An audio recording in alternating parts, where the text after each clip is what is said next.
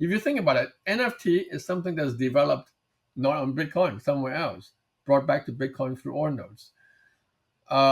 Staking that we work on is a concept that is invented, obviously, in the proof of stake world, another blockchain, Ethereum, Solana, Avalanche, brought back to Bitcoin. BitVM is a very much a concept that came from the roll-up, optimistic roll-up in particular, technology that got brought back to Bitcoin. So here, what we're seeing here is that people are seeing that these concepts, these technology and applications are having traction in other blockchains, and they say, hey, why should Bitcoin be left out? And I think that is sort of one of the cultural plus technological movement that we're seeing here. Hey everyone, this episode is brought to you by Namada, the shielded asset hub rewarding you to protect the multi-chain. So not only can you protect your own data across any asset and any chain, but you also get shielding rewards for strengthening data privacy protections for everyone. So you can check them out at Namada.net and follow their mainnet launch. Stick around, you're going to be hearing all about them later in the program. Hey everyone, this episode is brought to you by Kinto, the safety first L2, which is accelerating the transition to the on-chain financial system. They've got some very cool features like user-owned KYC and native account abstraction, which solves a bunch of the onboarding and bottleneck problems that many L2s suffer from. So you're going to be hearing all about them later in the program. But if you want to learn more and better, if you want to join their launch program, Engen, E-N-G-E-N, you can click the link at the bottom of this episode. Go check them out. Tell them I sent you. All right, everyone. Welcome back to another episode of Bell Curve. Before we jump in, quick disclaimer. The views expressed by my co-host today are their personal views, and they do not represent the views of any organization with which the co-hosts are associated with. Nothing in the episode is construed or relied upon as financial, technical, tax, legal, or other advice. You know the deal. Now, let's jump into the episode. All right, everyone. Welcome back to another episode of Bell Curve. Today, I'm joined by my trusty co-host, Miles O'Neill. We are midway through this restaking season here, and today we're talking to David Say of Babylon. David, welcome to the program. Hey, Michael Mouse, very nice seeing you guys again. Yes, good to have you back. We were just trying to figure out how long ago the last time we had you on, and I forgot it was for the app chain season. I thought it was for the liquid staking season, but I guess that makes sense since I think at the time you guys hadn't released your plans for Bitcoin staking yet, right? But lots to get into today. Lots to get into, and for listeners, it's I'd highly recommend going back. It was a great podcast actually, back on the app chain season, and at that point we were talking about how Bitcoin checkpointing could help with the long range attacks of some Cosmos app chains. And today we're going to be building on that because Babylon has come in an enormous way since then. I mean, even in the amount of time that since we've done that season, we've had this whole new advent of restaking, which existed back then, but has become a 20 billion TVL platform on Ethereum in the form of EigenLayer. And now I think in general, people are starting to look towards Bitcoin as a huge store of crypto native wealth. And I actually want to, before we even get into Babylon necessarily, David, and talk about some of the work that you're doing there, I think many listeners of Bell Curve probably spend a good amount of their time in either Ethereum or Solana or Cosmos in general and are aware of this sort of renaissance that's going on in terms of Bitcoin.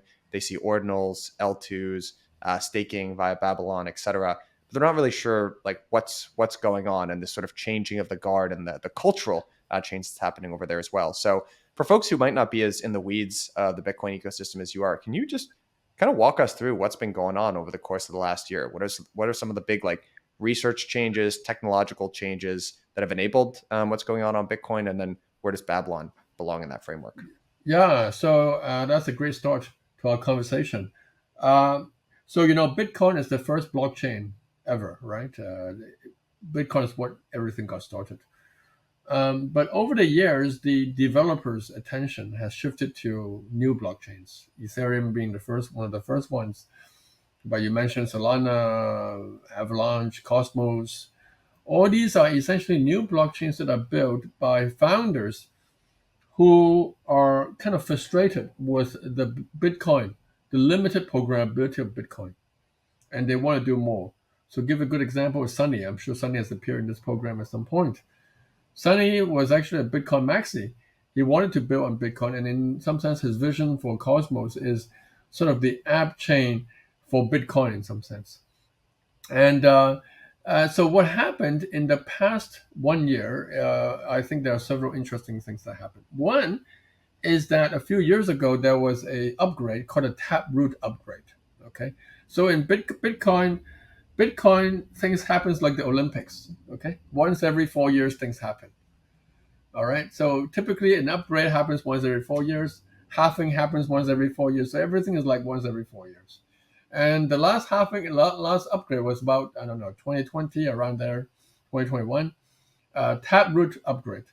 So one thing about Taproot upgrades, it allows, and in fact, not necessarily intentionally, but it allows much bigger transactions. So you can have transactions that essentially occupy 4 MB. Okay.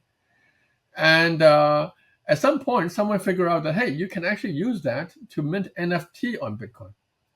And that's the genesis of the Orno project that, in some sense, started this whole Bitcoin renaissance. Because it demonstrates that, hey, you know what, this limited programmability of Bitcoin, actually you can do something interesting. That's number one. That's a technological point. But there's also a cultural point, which is that if you can do something on Bitcoin, then a lot of interest will happen on Bitcoin, because Bitcoin just have this, it's like this gold, this high status. It's like almost like an ostentatious goods, because it's rare, it's valuable. And that's what we see with the Ornos project, right? That NFT got to take. So that kind of started people's attention back to Bitcoin. So, hey, it seems that you can still do something with the limited programmability. And if you can do something, then people will come. And so that's sort of the starting point. Now, what happened after that is that because of this attention, there are also several technological kind of breakthrough with Bitcoin. One of which is Bitcoin staking that we're working on. I think this is a technological breakthrough, which I'm happy to go into more detail later on. Another is this concept or this prototype called BitVM. BitVM is sort of a way of adding programmability to Bitcoin by doing a lot of off-chain computation that can be verified on-chain. Okay, and that lets the path of potentially building secure bridges from Bitcoin. So one thing about Bitcoin is, because of the lack of programmability, you can't really program a lot of stuff directly on the Bitcoin chain. And also the block space is very small. And so what you have to do is to try to bridge the Bitcoin asset, to a sort of an L2 or to another blockchain, and to enjoy the programmability there. But there, even the bridging is hard to do for Bitcoin, precisely for the same reason, which is the limited programmability. Because bridges sort of need to understand what happens in the outside world, whether it's an L2 or another chain. So BitVM kind of gives people hope that one day we'll be able to build such a secure bridge. So that's the second development, technological. Now the third development is that people now start thinking, hey, if you can do so much even with the limited programmability, maybe we should consider another soft fork of Bitcoin that adds one or two new opcodes. And this is the OP-CAT movement, that we're seeing. And so now basically the confluence of all these things makes Bitcoin a much more promising places to develop new technology. So, David, a couple follow-up questions for you there. Maybe just on the cultural squishy side here. Bitcoin famously had a civil war fought to keep it, first of all, small blocks, but also I think part of the design philosophy of Bitcoin was always this simplicity over complexity. You can go back to those old Bitcoin forum posts, and people had long, really thoughtful, intelligent arguments about this. And Bitcoin, I think for better or worse, for a long time after the block size war, when they settled on the smaller block size, they really leaned into this. And a lot of the folks that you started to see gain traction and large voices in that ecosystem were really against change. And from someone who's been following Bitcoin obviously for a long time, but isn't as deep in the ecosystem, it seems like there's this new guard of folks such as yourself, guys like Robin Linus, right, the developer of the one of the authors of the BitVM, Casey Rodomore of Ordinals, and it seems like there's kind of this drive towards actually creating utility for the blockchain. This also solves the security budget problem that Bitcoin has had for some time. So how accurate is that? And what is the mood internally? Has there been pushback on some of these developments, like adding back OPCAT and things like that? Like historically, Bitcoin has been really averse to those sorts of things. So what is the internal sort of atmosphere feel like with all these changes taking place? Yeah, so there's a saying, and actually an old saying from the Bitcoin community, which is all other blockchains are test nets for Bitcoin. In fact, Bitcoin itself has a very poor testnet infrastructure. There's hardly any testnet on Bitcoin. We're a victim of that, because when we launched our testnet, which obviously uses a Bitcoin testnet, our bottleneck is actually not our own blockchain, but our own testnet. But there's a Bitcoin testnet, and we ran out of testnet token for that. So the saying is that other blockchains are testnet for Bitcoin. So what does that mean, right? That means that, hey, if you have a new concept, new technology, like roll-ups, hey, then you better test it on some other blockchain before you bring it back to Bitcoin. And that's exactly what we're seeing here. If you think about it, NFT is something that's developed not on Bitcoin, somewhere else, brought back to Bitcoin through Ordinals. Staking that we work on is a concept that is invented, obviously, in the proof of stake world, another blockchain, Ethereum, Solana, Avalanche, brought back to Bitcoin. BitVM is a very much a concept that came from the roll-up, optimistic roll-up in particular, a technology that got brought back to Bitcoin. So here, what we're seeing here is that people are seeing that these concepts, these technology and applications are having traction in other blockchains, and they say, hey, why should Bitcoin be left out? And I think that is sort of one of the cultural plus technological movement that we're seeing here. Can you just give listeners an understanding of Babylon and how Babylon enables Bitcoin staking, and then we can get into some of the parallels between what Babylon enables and like the eigenlayers and restaking platforms that listeners might be familiar with. Yeah, in fact, I think I'll start describing Bitcoin, Babylon staking, Bitcoin staking, with respect to eigenlayer, in fact. And since this is a restaking season, so let's start with that. And so what eigenlayer did, which is the following: they said, hey, the merge. In fact, eigenlayer started before the merge, actually, before the merge. But they said, hey, once the merge happens, then there's ETH staking. Okay. What can we do on top of ETH staking, which increases the capital efficiency of ETH staking? That's essentially, you can think of one starting point of eigenlayer.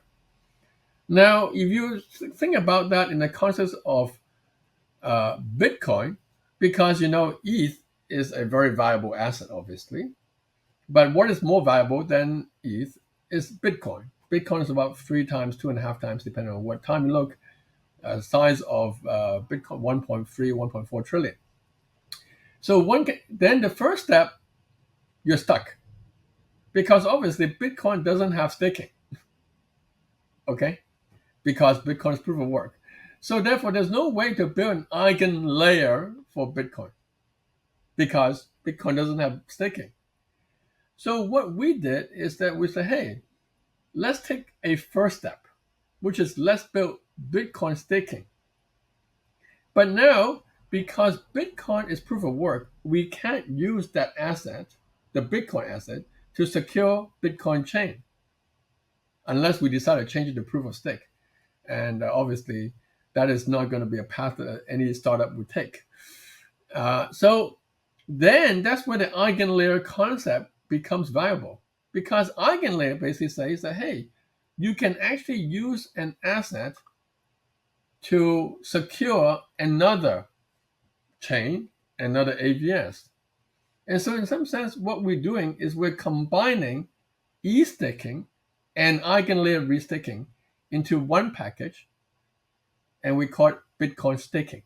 So taking Bitcoin, a very large valuable asset, and enable it to become a staking asset, not for its own chain, but for other proof of stake systems, any proof of stake system that would benefit from staking can leverage this Bitcoin as a staking asset. And that's what our technology enables.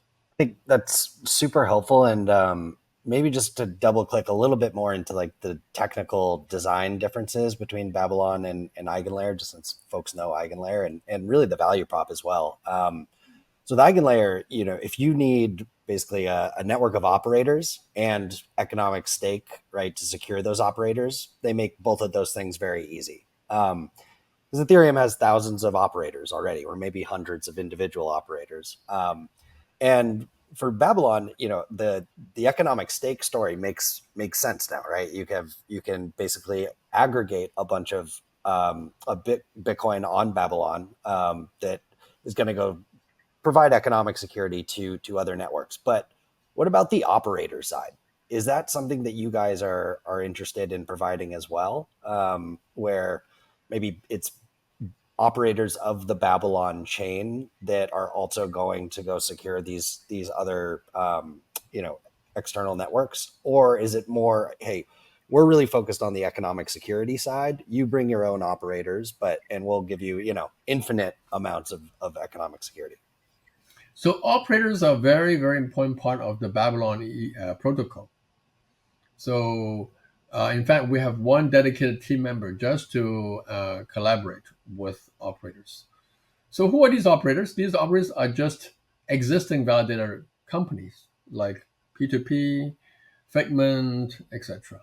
So we're not inventing a whole new class of people.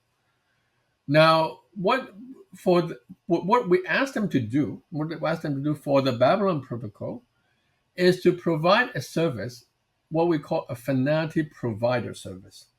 Okay, so what our design is entirely modular, because one important set of customers we have are existing proof of stake chains, okay, or existing roll-ups that would like to add Bitcoin staking as part of the staking asset. So they may have, so I give you a good example, which is one of our partners, is the Cosmos Hub. Okay, so the Cosmos Hub already have Atom as a staking asset, but they want to increase the security because they themselves are a security provider.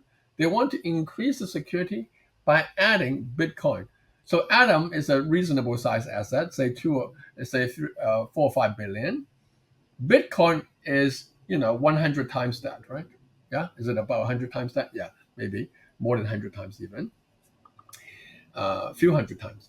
So adding Bitcoin, so therefore this is a modular design. We are adding Bitcoin staking, and the addition of Bitcoin staking is to have the validators running the so-called finality provider, which sort of add an extra layer of signatures on the Cosmos Hub blocks. And that would give it an additional level of security from Bitcoin. So this has always been sort of central to our design. And this finality provider is a very lightweight operation. So this is kind of piggyback on the existing validated infrastructure already. So they're running nodes, they're doing validations already, and they're adding this extra function, which is a very small incremental increase in the complexity of their operation. Okay, that's helpful. And is there, I guess might sound like a dumb question, but should it be considered staking or restaking when you're basically depositing to Babylon and choosing to secure a network? Meaning, are there slashable faults on Babylon itself, right? Yeah. So we have a first blockchain that would take the Bitcoin staking, which is the BabylonChain. The BabylonChain actually has a functionality, which is exactly what we talked about a year and a half ago, which is a timestamping functionality. That timestamping functionality turns out to be very useful for any blockchains that would like to receive the Bitcoin staking. Because basically the timestamping enables a secure way of unbonding of stake. Okay. So BabylonChain is like the analogy of Eigenlayer's EigenDA. Okay. It is the first blockchain that would enjoy Bitcoin staking. So at this point, I lost track of what your original question is. Sorry, can you? No, is it The original question was, is it's like we kind of call everything restaking these days, Ah, right? okay. So the But question is there's no whether staking in the first place. so the way we call it is that people are staking on the Babylon chain, and then they can choose to restake on other blockchains. For example, the Cosmos Hub will probably be one of the first AVS chains that will come into the Babylon protocol. And so people can choose, on top of staking on the Babylon chain, they can re-stake to the Cosmos Hub as well.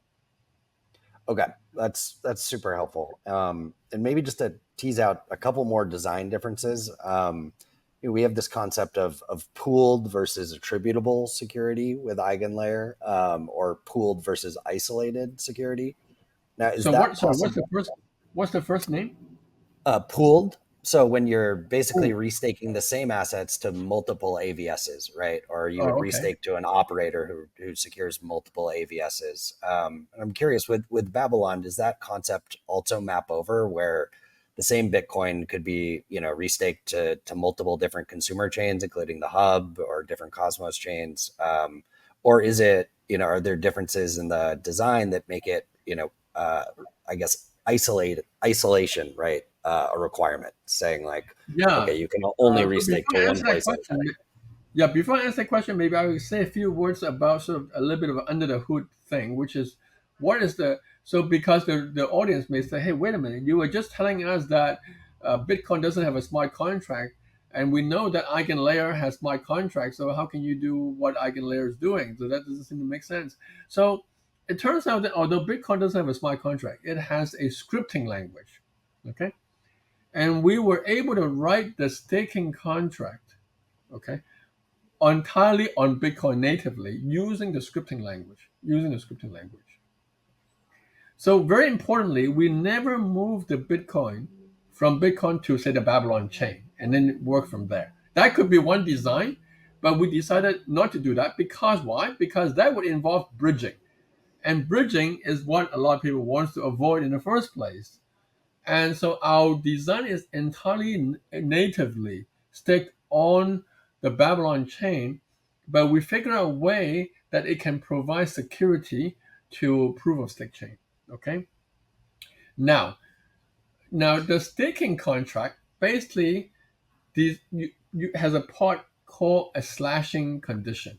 Okay. And the slashing condition is what connects the staking contract with the proof of stake chain.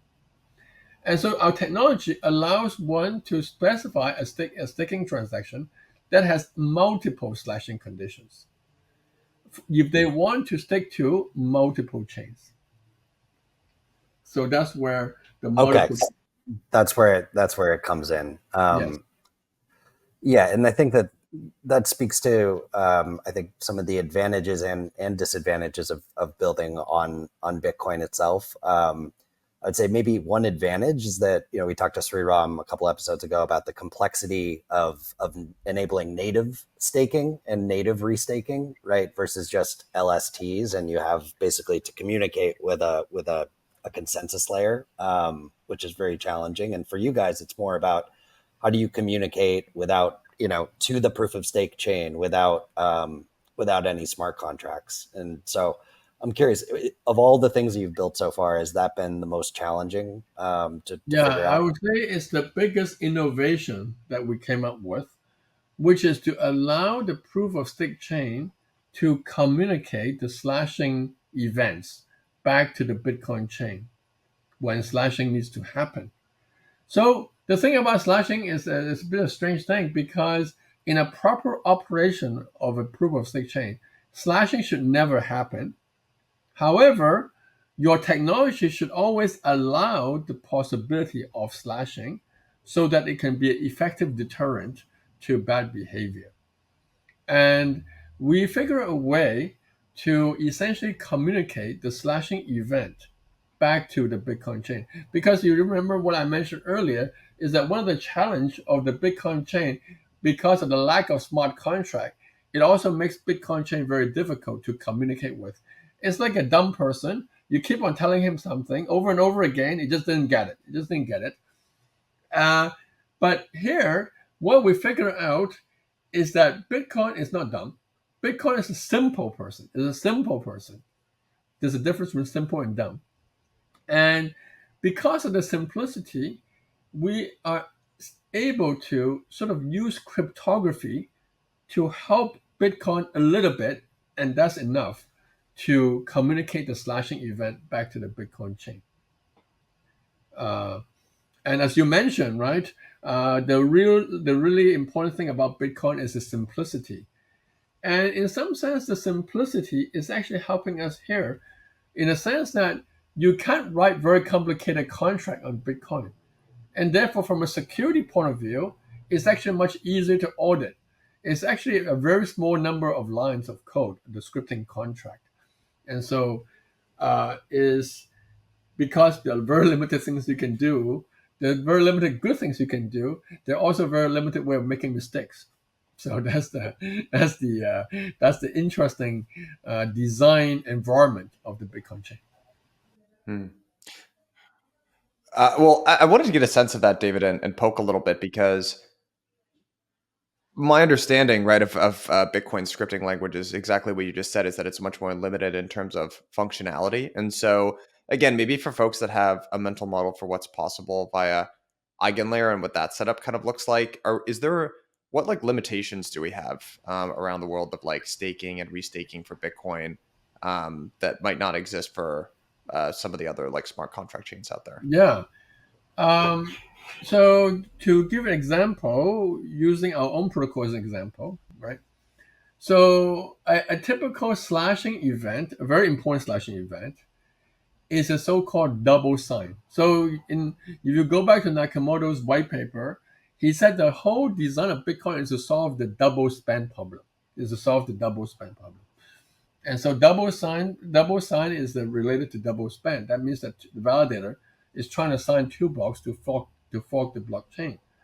Now that is a slashable event, and in fact that's provable because what happens is that you sign two blocks. Okay, you sign two blocks, and the two blocks are the same height. However, that data is entirely residing on the proof of stake chain. So if you send all that information back to the Bitcoin chain, the Bitcoin chain has no idea how to process this, right? For example, the Bitcoin chain needs to first understand, are these actually valid signatures that the validator signed? And now they have to understand the whole signature scheme used by the proof of stake system.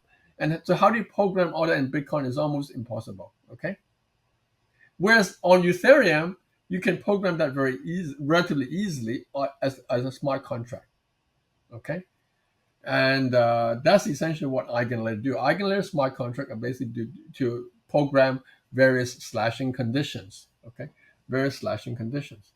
So what we do to overcome that problem is to say, okay, well, what we can do is the following.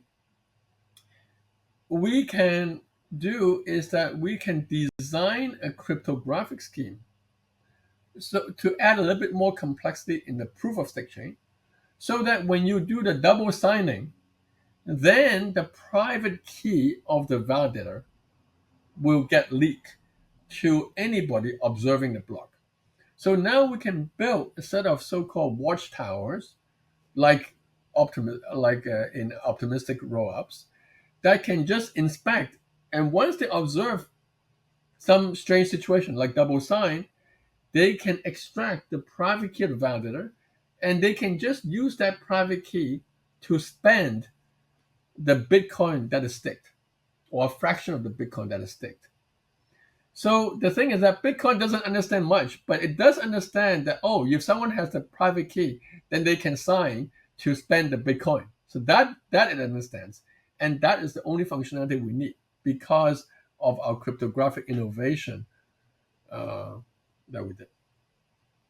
That's incredibly helpful. And I want to ask one more kind of dumb question, if you don't mind. I'm curious how this, we've most of us have played around with EigenLayer. We've seen the UX. We kind of understand the flow, right? How is it going to look on Babylon? Am I going to be using basically like a Bitcoin wallet to deposit my Bitcoin into a Babylon right, on Bitcoin L1, and then I'm going to have a Kepler sort of interface. So once once it knows my Bitcoin has been deposited, then I go choose an operator to delegate to, and then I choose chains to restake to, or is there one of those steps doesn't exist on Babylon, or is that actually right? Yeah. So one very important concept I want to share with your audience is that the staking of the Bitcoin is entirely an interaction between the Bitcoin holder and the Bitcoin chain, not with the Babylon chain. Actually, not with the Babylon chain. It's with the one and only Bitcoin chain. And so what happens is that your Bitcoin is on the wallet, okay? And what happens is that you will be sending the Bitcoin to your own to another Bitcoin address, but it's still your own address. And that address has two functionalities to it, which is one, your Bitcoin is locked for a certain amount of time to enable staking. And two is that it can be spent through some condition, which is a slashing condition. Okay. And this contract will just get submitted as a UTXO transaction. So in Bitcoin language, there's the main transactions are so-called UTXO transaction. So the staking transaction is a UTXO transaction with two spending conditions submitted to the Bitcoin chain. That's it. Okay. And how the operator is connected to this is that the signature that is needed for the slashing condition is precisely the one that can be provided by the operator that you want to delegate your stake to. So that's it. So it is a relationship between you and the Bitcoin chain with the signature or the key of the validator involved in that staking contract. Okay, that makes sense. It really all happens on Bitcoin. And if you want to say stake to, say I've staked to the Cosmos hub, and then I want to stake to Cosmos chain number 2, right? Is that me just going and adding another slashing condition, basically? Again, just staying on Bitcoin and having a different sort of UTXO output, or maybe another sort of potential burn address Yes, output. you will be adding. So you are so the relationship between very importantly, right? The relationship is between you, the Bitcoin chain, and the finality provider or the operator. Okay. The operator, of course, is signing for a particular chain, but your relationship is with the operator. Now, if the operator decides to validate for multiple chains, then you'll be sticking with multiple chains. But in our design, we're mainly thinking of each operator is validating one chain. And if it wants to validate multiple chains, they should spin off multiple instances as opposed to use the same key for multiple chains. So if you want to add a validator, another finality provider for another chain, then you will be adding a spending condition to your staking transaction. Yes. Hey everyone, this episode is brought to you by Namada, the shielded asset hub protecting the future of the multi-chain. Namada is a chain that's near and dear to my heart because in previous seasons of Bell Curve, we've talked about how the cardinal original sin of most blockchains is not thinking about privacy from the beginning, but also because if we want to onboard a whole bunch of applications, it doesn't work in a default transparency setting. So Namada not only brings about a better future that we all want, but it's going to help onboard a ton of new applications. So Namada introduces a novel shielding reward system. The way that it works is if you hold your assets in the shielded set, you help strengthen Namada's data protection guarantees and collect non-rewards in return. Namada will initially support IBC and Ethereum-based assets, but eventually the idea is for this to expand into a comprehensive hub for all assets. Really, really excited about what the folks over at Namada are doing. I highly recommend that you go and check them out at namada.net. You can follow their mainnet launch, which is soon TM. Very exciting. Tell them that I sent you. Click the link, bottom of the show notes. Hey everyone, this episode is brought to you by Kinto, the safety first L2 with user-owned KYC and native account abstraction that is accelerating the transition to the on-chain financial system. Now, we've been talking about Larry Fink on this program and how he's been shouting the good word about tokenization to all of his buddies on Wall Street. This is happening. And the very cool part about Kinto is that they are built to accept a whole bunch of assets and a whole bunch of users from the traditional financial system, which current L2s have done an okay job, but there's a lot of room for improvement for onboarding. So it features very nice things like user-owned KYC and native account abstraction that solve some of the biggest blockers around mainstream adoption, namely security and user experience. You can become a founding member at engine.kinto.xyz. If you believe in this on-chain financial system, join Kinto's launch program and thank me later. Cheers, guys. And the link, bottom of this episode, click it now. David, I want to transition a little bit to the supply side of this market and try to get a sense of the magnitude of the opportunity here. So part of what we've been talking about so far in this season of restaking is there are previous instances of shared security which didn't take off quite as much for a variety of reasons. So we've been giving, I think Polkadot deserves the credit for sort of the first major instantiation of shared security. The hub is another good example. EigenLayer really took off much more than either of those first two. And I think it was kind of this combination of they fixed a lot of the implementation details that maybe precluded people from like Polkadot or the hub from taking off quite as much, but also they picked the right asset, ETH, right? I mean, it's much larger market cap, much more liquid. People were used to using it in things like DeFi and paying for NFTs with it, etc. And so, when you fix the implementation details and then you launch into this enormous marketplace, we see the incredible amount of success that EigenLayer has had. And so I think that it's not just Babylon, but I think that's part of the reason why people are so excited about ordinals and Bitcoin DeFi in general, because as large as the market cap of ETH is, Bitcoin is much larger. It's over $1 trillion of market cap, I believe, today, or somewhere in that neighborhood. And people think it's a pretty massive opportunity. On the other hand, there is sort of cultural differences in terms of how holders think about their Bitcoin versus maybe their ETH.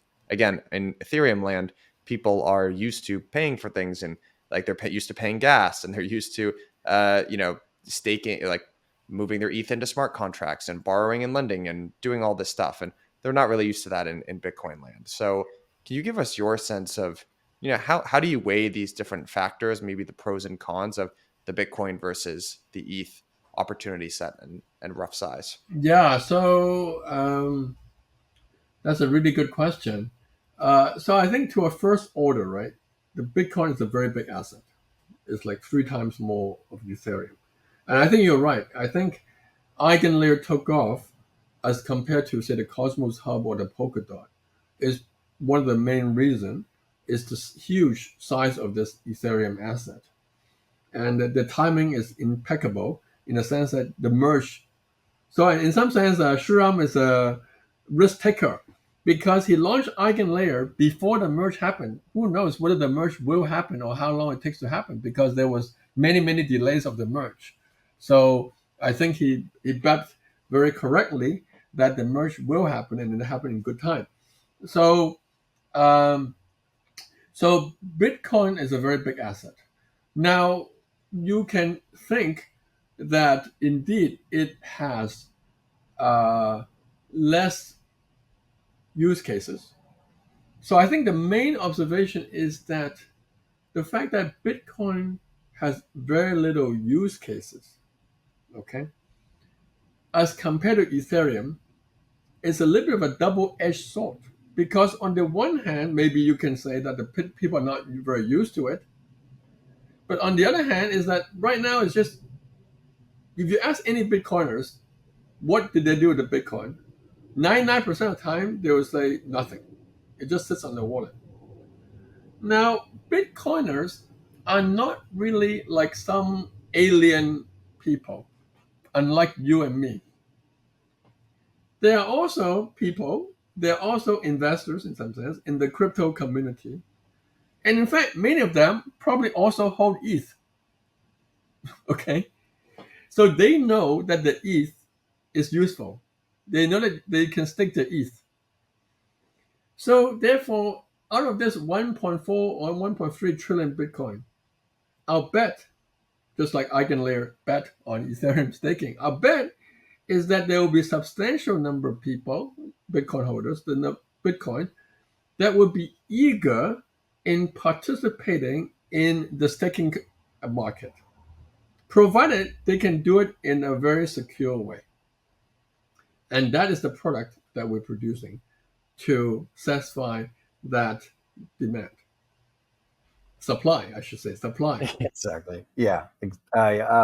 We were talking about the exact same thing before we started the show, and kind of speculating into which asset will have the lowest cost of capital for staking, right? Because I think that will make the that asset and the restaking platform that supports it the most competitive. Um, and yeah, I think you can make an argument that Bitcoin will be able to offer the cheapest security because it's the most abundant, right? And it's not earning any yield right now. And there aren't that many other things you can do with it, right? Like go lend it in a DeFi protocol.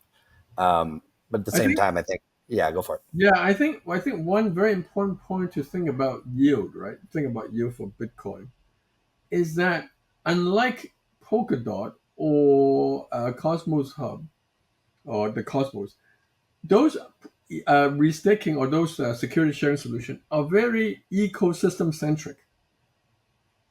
Cosmos Yep. Hub is Cosmos. Polkadot, the relay chain is Polkadot, right?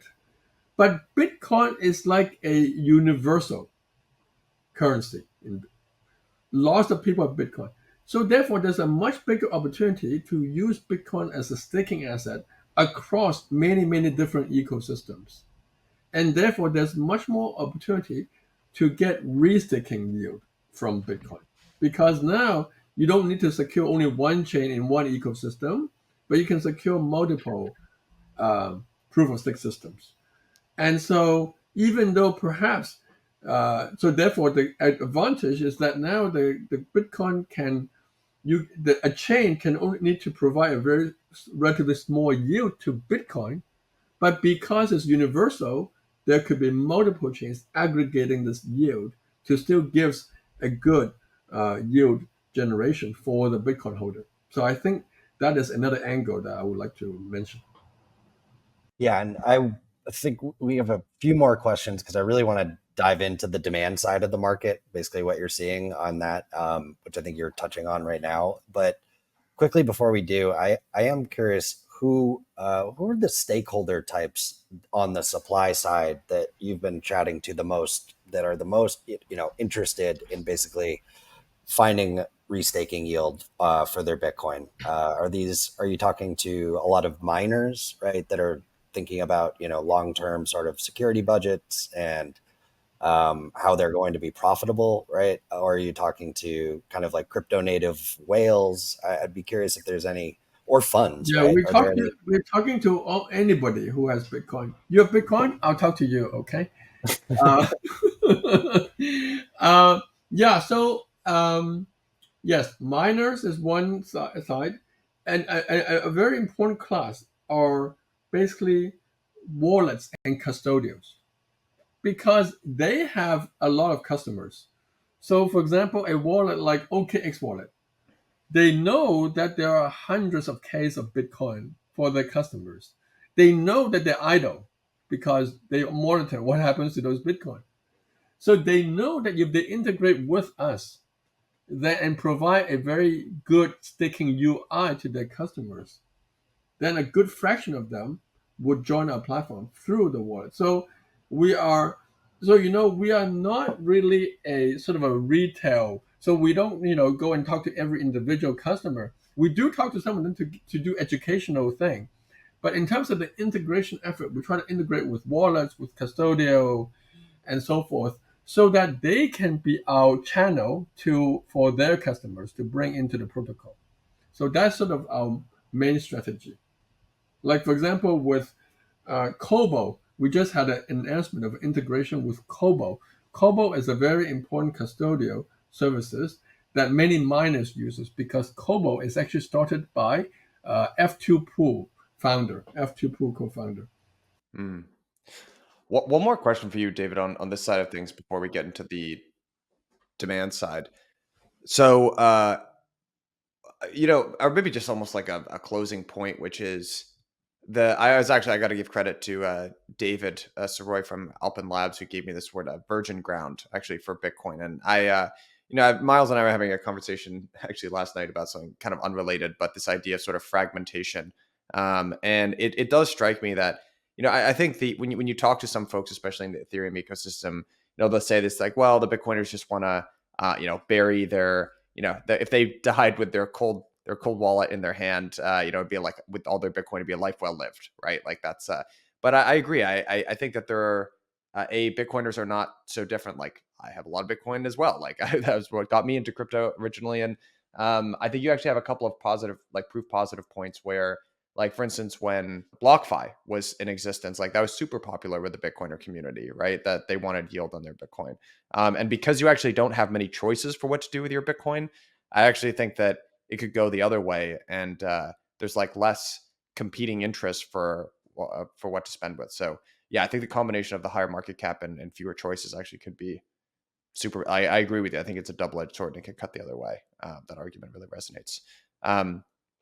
I want to get into the demand side of things here and get a sense of, okay, so Bitcoin, and in a sense, Babylon through restaking is now competing with the likes of Eigenlayer, because Eigenlayer is also, and I mean, maybe you disagree, but in a sense, right, Eigenlayer is also going out into the world and saying, hey, we want to use this ETH to secure other chains and get paid the native yield of these other chains.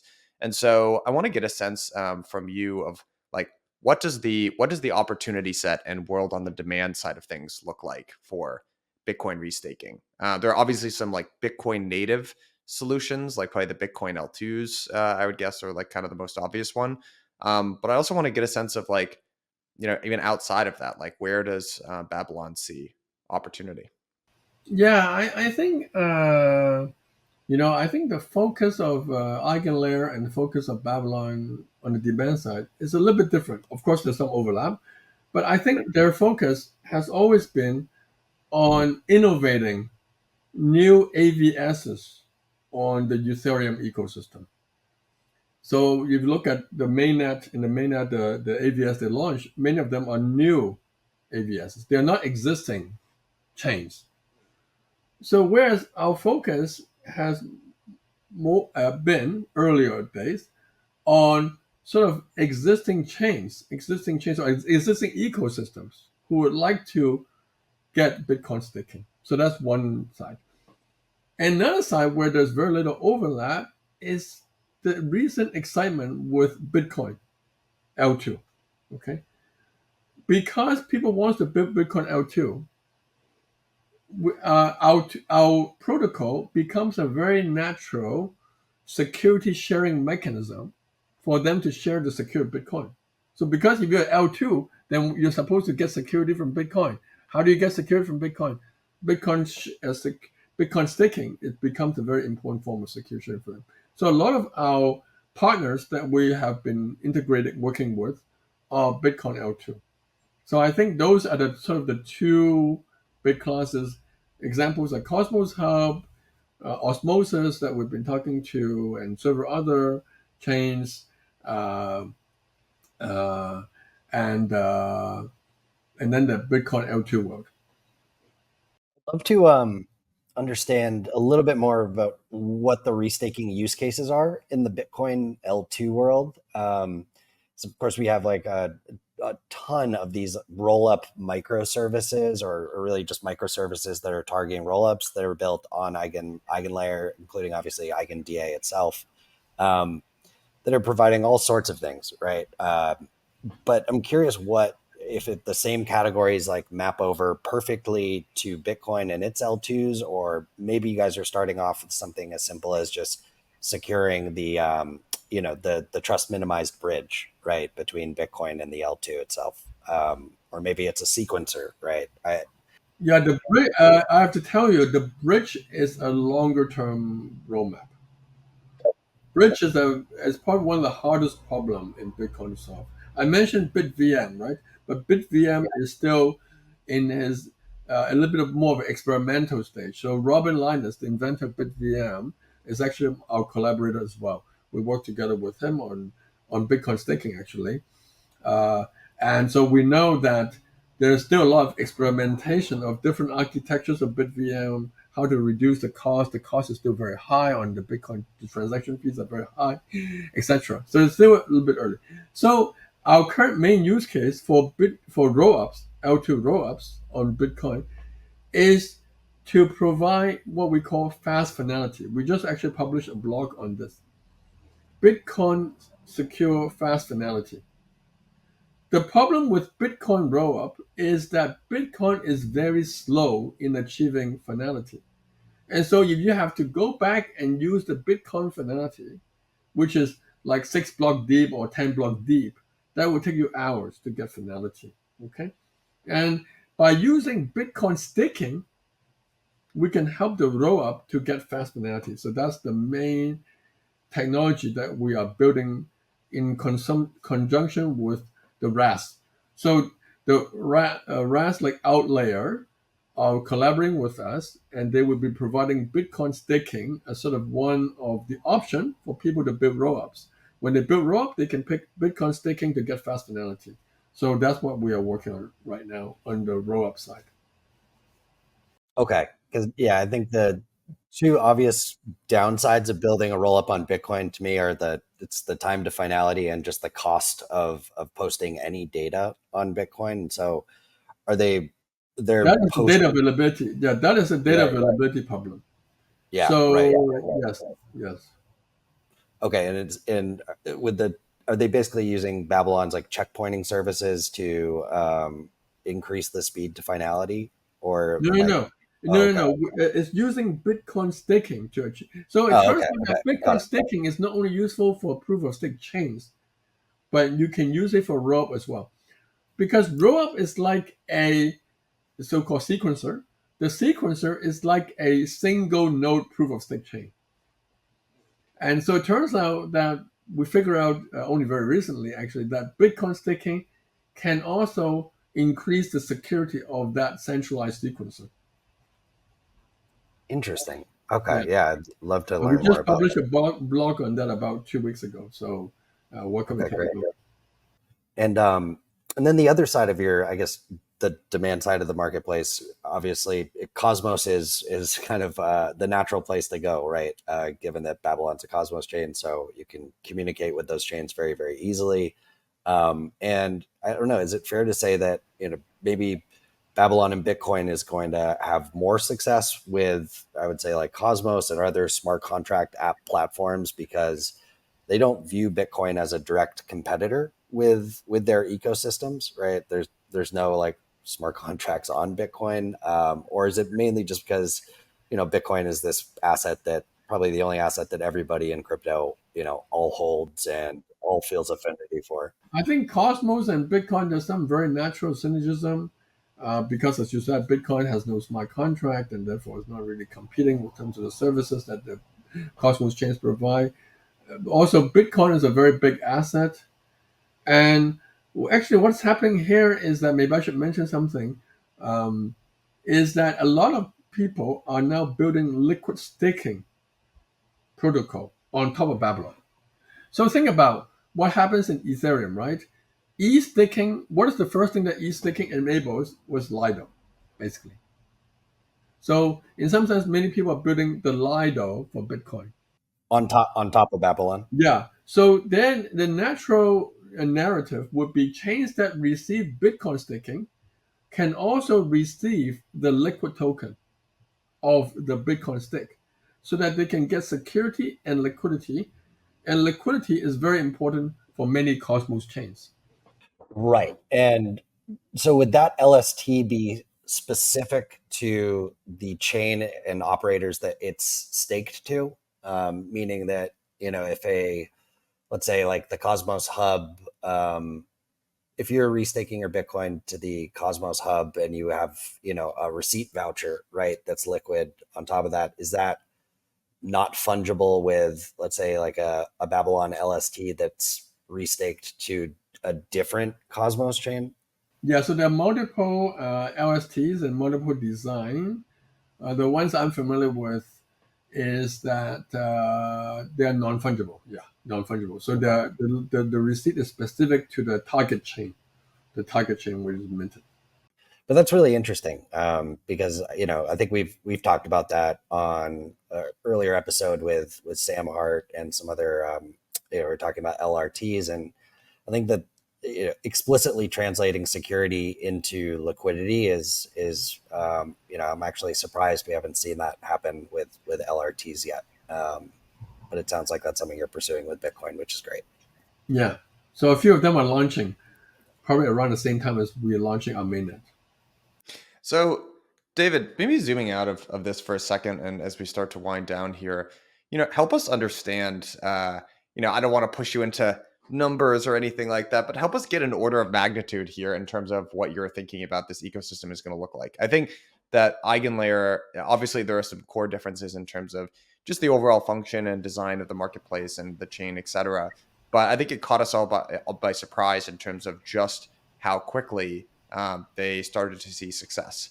And I think a lot of people now are looking at Bitcoin like very smart investors, users, builders, etc. And it feels like staking is just the core primitive building block of all of the stuff that's trying to get built on Bitcoin, whether we want to call it staking or restaking. So, let's just say it's been another year, right before, and then we have you back on Bell Curve again, and we're talking about everything that's happened in Babylon and the size of the ecosystem and all that stuff. What are we going to be talking about then? Like, do you have a sense of the rough order of magnitude that we're going to be talking about here? What should folks be like looking down the pipe in terms of this whole world of Bitcoin restaking and Renaissance in general? Yeah. So if you look back at the success of Eigenlayer, right? I think one of the success of Eigenlayer is to use the supply to bootstrap the entire ecosystem. The accumulation of TVL on the Eigenlayer platform gives a sort of a snowballing or a flywheel effect. And so we are following a similar strategy because but for maybe somewhat different reasons. Our reason being that we are recognizing that most Bitcoin is idle. And so therefore there should be enough of a supply from even like, if you think about it, right? Like 1% of all Bitcoin, which is roughly like, say, BitGo, the bridge, what do you call it? Wrap BTC, around 1%. If you look at that number, 1% of Bitcoin is about 10 billion or 13 billion. Okay. So even if we can attract somewhere around there, then we should be able to get a good amount of Bitcoin staked on our protocol. And that should provide a flywheel effect for projects to join, because the projects would like to get access to that capital, both as security and perhaps as liquidity as well. And I think that's what we are shooting for. Now, I have to have a caveat here, right? Which is, you're correct that ETH staking precludes Eigenlayer restaking. So in some sense, they already have a very solid foundation, right? Because people who stake on ETH, restaking is the marginal additional step is smaller. We are basically combining two because we're kind of playing catch up, because Bitcoin starts from a low level. We're playing catch up. We need to help Bitcoin first to get to Ethereum level, and then we can go to Eigenlayer restaking. So we're kind of playing catch up. And so in some sense, we are also a bit of a more experimental. So if you ask me 1 year later to tell you, estimate how much TVL we have in our protocol, I would say that I think is, as someone said, predicting the future is difficult, or was it that predicting the past was difficult? So what I would say is that we are an experimental, right? Our experiment is essentially to test out my hypothesis that was said earlier, that there are a lot of idle Bitcoin that would like to have this very basic but highly secure way of earning yield. And so, yeah, I'll leave it at that. So 1 year later, we will review the result of the experiment. I want to be back. We are optimistic, cautiously optimistic. Well, David, you've been super generous with your time here, and congratulations on all the success with Babylon. And guys, if you're listening to this, I would highly recommend that you go back and listen to this episode that we did with David back last year, and just some of the stuff we were talking about and how far uh, he's come, frankly, and all of Bitcoin, like the whole ecosystem, is just so exciting. And um, David, if folks want to find out more about you, or if there are holders of Bitcoin that you might want to talk to, what is the best way to get in touch with you, to follow you, or to, I guess, get in touch with the Babylon team if need be? Yeah, you can find me on Twitter. DNTSE is my handle. BabylonChain.io is our website. Babylon_chain is our Twitter. Please follow us. And if you can go to the website, it will direct you to our testnet. We have a testnet running right now. Just the last testnet before our mainnet phase 1 launch. So you can stick some testnet Bitcoin and try it out. A lot of people have already. Yeah. Or actually, shameless plug for Blockworks here, but David's going to be speaking at our conference, Permissionless. So you can come out there at Salt Lake City, October 9th through 11th, meet him yourself. So Great. yeah. All right. David, this has been a ton of fun. Thank you so much for doing this. We really appreciate you. And yeah, we'll have to do it again in another year and a half. Yeah, thank you so much for all the great conversation. Thank you. Of course. Awesome. Thanks, David. Bye-bye. All right, partner. Great episode. Great to talk to David after a little hiatus from his last episode on Bell Curve. It seems like Babylon's come very far away. Yeah, and to your points on the recording, I mean, like Bitcoin has come a really, really long way since we last chatted. And I think at the time we were talking a lot about, okay, you have Bitcoin has all these properties that make Bitcoin the asset, so durable and probably like the hardest sort of cryptocurrency in the world. And we're trying to like figure out how Bitcoin can export those same properties or turn those same properties into more services, right? To other ecosystems. And the cool part is that in the time since we've recorded that, Bitcoin now has its own sort of native smart contract ecosystem built on top of it, right? Yeah. So it's not no one just saw that coming. it's not just about exporting now to like places where activity actually happens, like in Cosmos and things like that. But there's more native opportunity here, which I think just makes it a little bit easier, to validate the opportunity for Babylon. You know what's funny is you and I did this episode with Zaki and Shriram about a year ago. We've referenced it a couple times this season about the very clear fit in between ETH-based restaking via Eigenlayer and Cosmos app chains as chain design. And ironically, we had already talked about that, and guys like David had seen this fit in between Bitcoin and Cosmos app chains even before this. And so, Totally. yeah, I think there's a real natural fit there. I guess to maybe discuss what, because I think this is the number one question that comes up during the discussion about like Bitcoin DeFi in general, but it's what is the attitude of Bitcoiners going to be? And Right. at this point in time, I think I've personally come around to, I thought David was almost pretty humorous about this. Like Bitcoiners aren't aliens, they're people just like you and me, right? And in fact, they probably own ETH and do all this other stuff. And I think the combined market cap, and I think Bitcoiners will be much more willing than people think to opt into things like staking and DeFi and moving their Bitcoin onto L2s and things like that. So I'm pretty much in the camp that I think this is a huge opportunity in terms of the supply side. I think on the challenging side is going to be, we got into the weeds a little bit on some of the limitations, right? And Bitcoin, obviously Ethereum, this is the whole point of Ethereum, is that it's a Turing complete, general smart contracting platform. Bitcoin is much more limited in terms of what you can do from a functional perspective. And I think, and also because they haven't been building this native DeFi ecosystem that has all these requirements of different types of AVSs, I think the demand side is going to be a little bit challenging. And so actually on the maybe the other side of the coin that I think there's going to be tons of demand to stake this stuff, this is sort of the challenge for Eigenlayer as well, right? Which is that there were a ton of people that were willing to restake their ETH, but there weren't a ton of AVSs.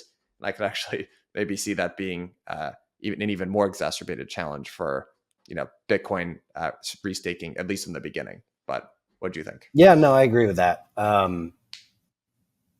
With Bitcoin, it's a bigger pie that you don't need as large of a slice of, right? As Eigenlayer does for that to be like a huge TVL number, right? Mm-hmm. To get to $20 billion TVL, would the percent of total Bitcoin that would have to opt in to do that is way less than the percent of total Ethereum that already has opted into that, right? So there's less people that you need to convince, but I think it's a bigger uphill battle to sort of I don't know, get folks to come around on doing something with their Bitcoin, obviously. And then let's say that like we underestimate how difficult that sort of conversion process is going to be, and then they do end up with like $50 billion of like Bitcoin TVL, and like, okay, what do we do with this, right? Like, how do we start chipping away really at putting this Bitcoin to work? And that's why I was asking about pooled versus isolated capital, like in the design, right? Because the same Bitcoin can be put to work in a lot of different places. Then I think that might make things a little bit easier.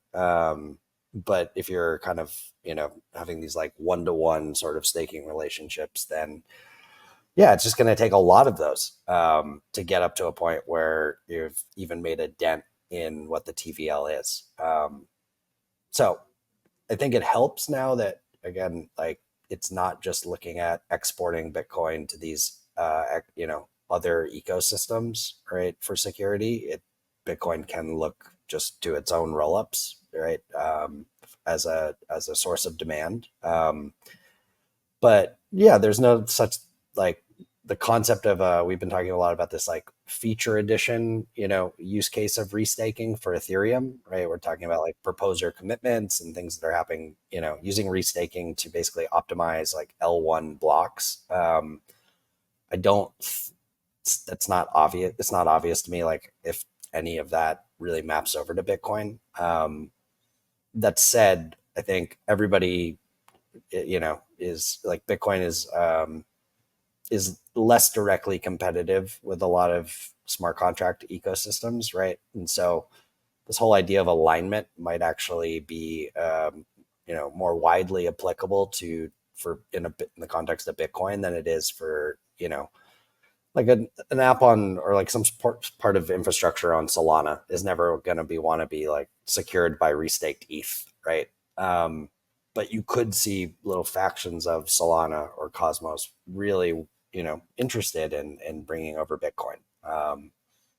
So that's like the meta strategic sort of game here, and I'm not sure how it's going to play out.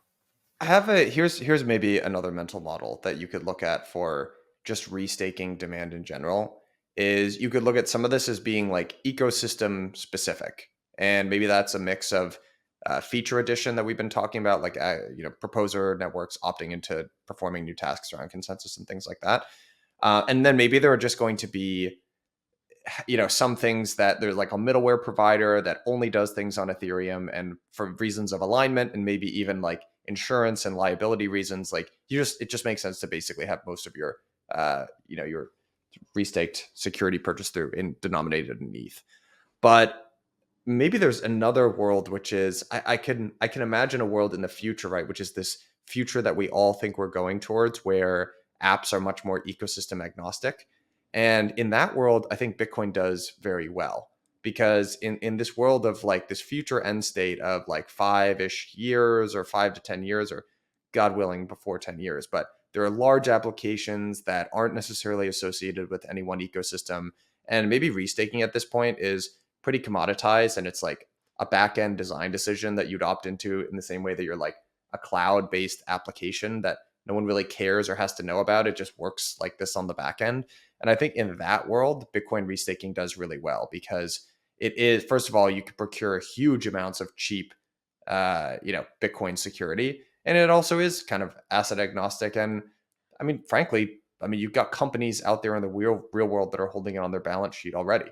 I actually am not a huge believer in that, but like, yeah, you got like clearly it's actually crossed the chasm into the mainstream of stuff that people are willing to hold and find valuable. So I don't know. I think that there's a good amount of the ecosystem specific use cases are really dominant right now. It'll probably be enduringly a part of the pie, but it'll shrink and shrink. And as we get further and further out, I think that Bitcoin does better in that world. I agree with that. I do. I think it's worth calling out. Like, we spent a lot of time getting into the weeds of the technical design and the differences between Babylon and Eigenlayer. And we were just talking about the differences between Eigenlayer V1 and Babylon, right?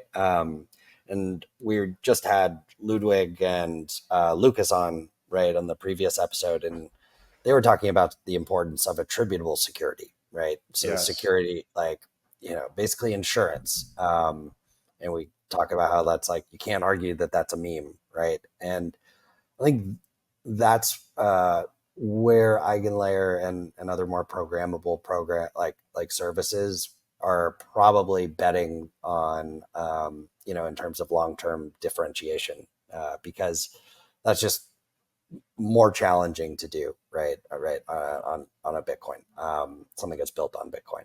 And so I'm not sure how that's going to play out, but I think it is worth calling out that, Symbiotic, Babylon, I think a lot of these competitors are really focused on V1 staking, which is basically good to cover double signs, but is not something that's going to be able to, deal with like intersubjective faults. I think that's, an invention that we don't know like how big a problem it could solve. Attributable security, like insurance, we don't know just how big that, the demand is going to be for that. But I think it's worth noting that, the roadmap of Eigenlayer, I think, is much more expansive from a feature standpoint than what others have really started to, or at least like signaled that they're focused on.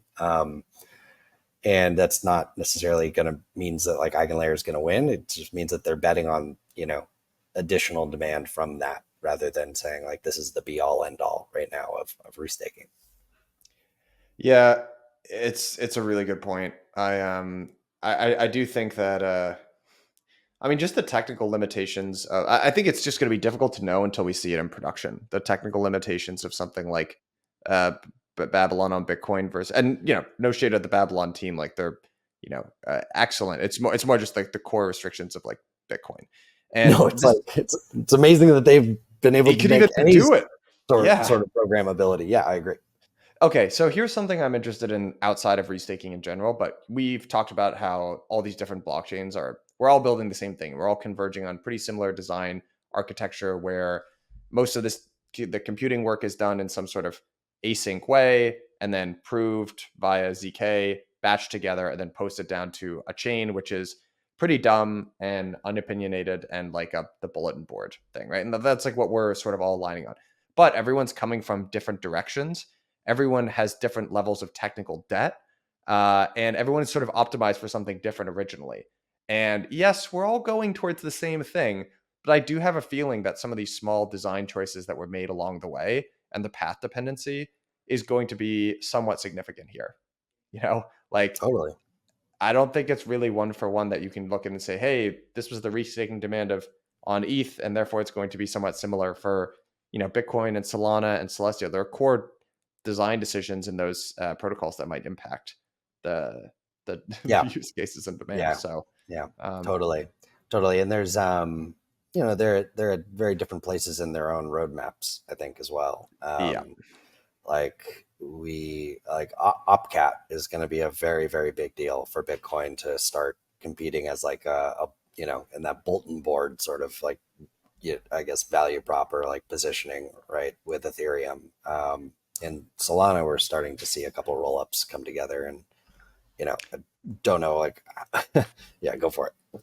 I was just gonna say, and I'm now really just derailing the conversation here, but I know you are more cautious on this than I am, but I really wouldn't be surprised if we saw, especially some of the ZK rollups, really pivot hard into the Bitcoin ecosystem. First of all, I just think that'd be interesting, but I think it makes good sense. And again, I'm not trying to throw any shade here. You can look at the TVL on DeFi Llama for yourself, but there are some, a couple of the rollups on Ethereum have like clearly pulled away, and it seems like they're getting a lot of momentum. I think the ZK stuff, opens you up to something like rollups on Bitcoin much more, conducively than something like an optimistic framework. And so, I could see some of these ZK rollups on Ethereum that are like, hey, maybe I'm struggling a little bit to attract TVL. I could see them making this pivot. Well, yeah, we saw the Starknet announcement a couple of weeks ago, right? Where they're like, once OPCAT is good, we're going to have a trust, a trust minimized bridge to Bitcoin, right? And I agree. I think the strength of Bitcoin is just the pure amount of liquidity, right? The magnitude of like the market cap, and knowing that if you only get 1% to come over to your roll up, right, that's an enormous sort of success. I think the challenges are time to finality, cost, right, and then of posting anything on Bitcoin, and then maybe how wonky the sort of security is, because you're kind of bending over backwards to make all of this possible, and so you end up with things that look a lot like multi-sigs. And so I think the combination of staking, right, to solve that sort of security problem, staking to take on like finality risk, people that are willing to like guarantee finality on your behalf, right,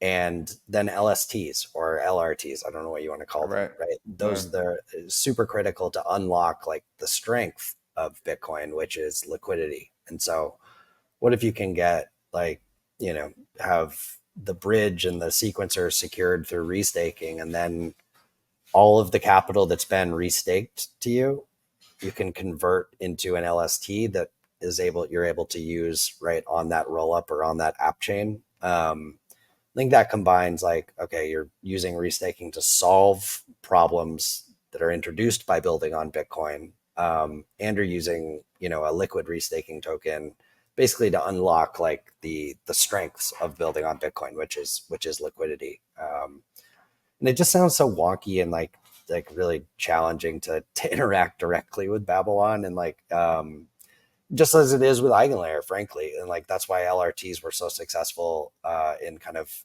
inserting themselves in between the user and operators, right? For Eigenlayer, I think LRTs have a huge opportunity here with Babylon, because I think there's just as much complexity that they need to abstract on behalf of the user. And I think we talked about it with Sam, this whole idea of like, having these AVS specific LSTs, right? Is going to be a big value prop. And maybe that helps with this like huge oversupply problem. If there's a rollup that only needs $100 million of security, but would gladly take $900 million, right, of liquidity along with that to have like $1 billion of TVL, then yeah, that's fantastic. Maybe they will overpay because they know they're not just getting security, they're getting, they're converting that security into users or liquidity on their rollup. That to me feels like worth paying for. But we'll see. Hugely, man. That would be I mean, one thing it'll be interesting to see is crypto's a pretty big place now, and one thing that I've noticed is that I think you do a really good job of this as well. But just like trying to stay on top of like all the different ecosystems is already pretty tough, and a lot of the people that are at the heads of like one respective ecosystem, like maybe they pay attention to another, but it's very difficult to follow everyone. And it'll be interesting as all these ecosystems combine. Like, do the Bitcoin rollups today, are they aware of LST and LRT dynamics, and have they really been following along? Like maybe, but I think there's quite a bit of value, more so than there's ever been, in terms of like, now that all these designs are converging, like make sure you learn the lessons of other ecosystems, frankly. Yeah, it's I think there's a big opportunity here for folks that can bring lessons learned from Ethereum, from Celestia, from Solana, from Cosmos over to Bitcoin. It's just really hard to have that level of like context and expertise in other ecosystems, as well as like the network and the, having been like that closely to Bitcoin core development, to the point where like, that's the right place to build for you as a developer. But there should be some teams like that. I think our friend Crane from an earlier episode might be one of them. I agree. Right? So more to come from him. But Indeed. yeah, good stuff. Long crane. All right, Miles. This was a fun one, buddy. All right. See you next week. See you guys. Hey everyone, hope you all enjoyed today's episode. Want to give a final shout out to Namada. Again, a team that is near and dear to my heart. They are building the shielded asset hub, which is protecting the future multi-chain. Talked a little bit about how that works in the mid-roll, but for now, what I would highly recommend that you do is go check them out. They're in their mainnet launch phase. You can follow along with everything at namada.net. You can start rewarding yourself by shielding your actions and strengthening data privacy for all across the multi-chain. So thanks again, Namada, for all the great work that you're doing.